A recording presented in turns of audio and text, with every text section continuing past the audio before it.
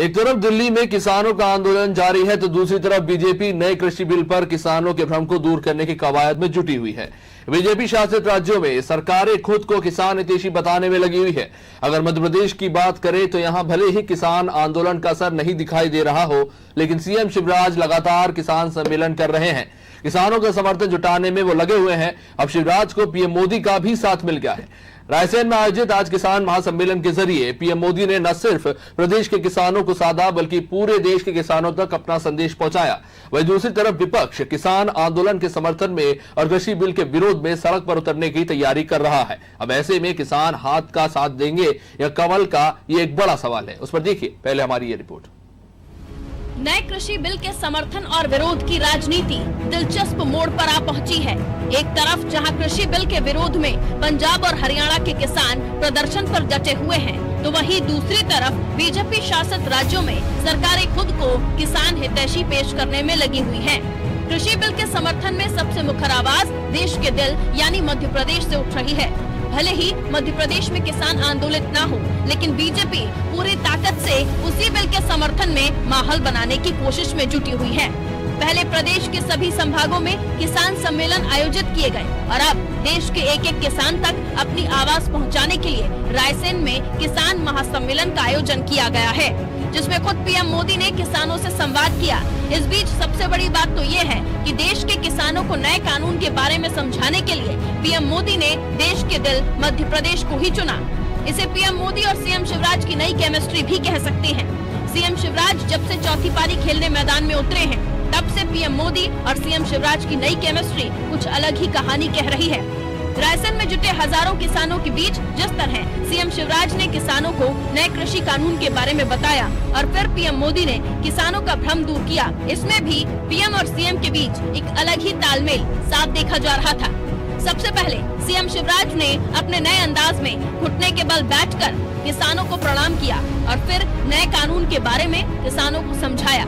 इस दौरान सीएम शिवराज विपक्ष पर निशाना साधने से भी नहीं चूके। कांग्रेसी आंसू बहा रहे हैं, कहते मंडी ठप हो गई। बताओ मंडी ठप हुई है क्या? मंडी भी चालू रहेगी, लेकिन किसान घर पे बेचते, खेत में बेचते, प्राइवेट मंडी खोले तो वहां बेचते। कोई अगर फूड प्रोसेसर दावत जैसा आता है तो उसको बेच दे, कोई एक्सपोर्टर अगर आता है तो उसको बेच दे। जो मुझे ज्यादा दाम देगा मैं उसको बेचूंगा, अपने घर पे बेचूंगा, अपने खेत में बेचूंगा। बताओ इसमें कोई बुराई है क्या? इधर से भी बताओ कोई बुराई है क्या? तो काहे के लिए घड़ियाली आंसू रो रहे कांग्रेसियों? अरे तुम्हारे जमाने में तो मंडी में बिकी तो बिकी, नहीं तो जाओ।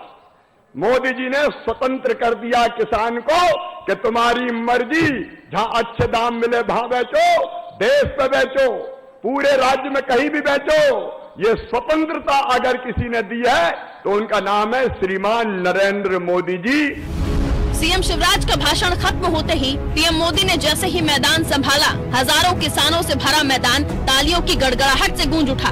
किसानों का उमड़ा ये जन सैलाब साफ बता रहा था कि नए कृषि कानून को लेकर किसानों के अंदर कोई नाराजगी नहीं है, ये बस भ्रम फैलाने की राजनीति है। पीएम मोदी ने भी अपने भाषण में कुछ यही संदेश दिया है। पीएम मोदी ने साफ कहा है, हमारे कृषि कानून में अविश्वास का कोई कारण नहीं है। ये कानून किसानों को फायदा देने वाला है। नया कानून रातों रात नहीं आया, कई सालों तक राज्य सरकारों से चर्चा के बाद नया कानून आया है। पीएम ने बिना नाम लिए विपक्ष पर निशाना साधते हुए कहा कि किसानों के कंधे पर बंदूक रखकर चलाई जा रही है। कानून पर क्या ऐतराज है? विपक्ष के पास कोई जवाब नहीं। किसानों को गुमराह करना बंद करें। इस दौरान पीएम ने किसानों से साफ कहा कि एमएसपी ना बंद होगी ना खत्म होगी। किसान जहां चाहे वहां अपनी फसल बेचे। एग्रीमेंट के लिए भी किसान स्वतंत्र है। ये कानून लागू हुए 6-7 महीने से ज्यादा समय हो चुका है,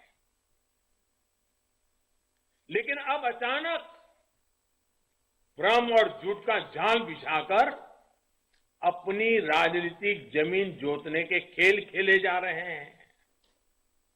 किसानों के कंधे पर बंदूक रखकर वार किए जा रहे हैं। आपने देखा होगा, सरकार बार बार पूछ रही है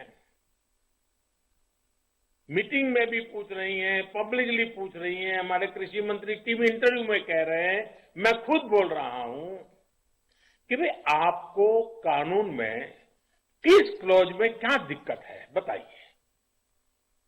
जो भी दिक्कत है वो आप बताइए। तो इन राजनीतिक दलों के पास कोई ठोस जवाब नहीं होता और यही इन दलों की सच्चाई है।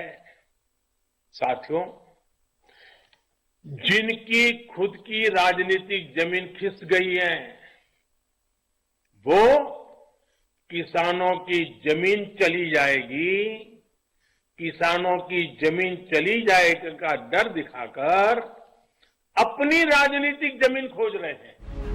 बीजेपी एक तरफ कृषि बिल पर किसानों का समर्थन जुटाने में लगी हुई है तो दूसरी तरफ कांग्रेस कृषि बिल के खिलाफ सड़कों पर उतरने की तैयारी कर रही है, या यूं कहें कि विपक्ष कानून की खामियों को किसानों के बीच पहुंचाने की तैयारी में है।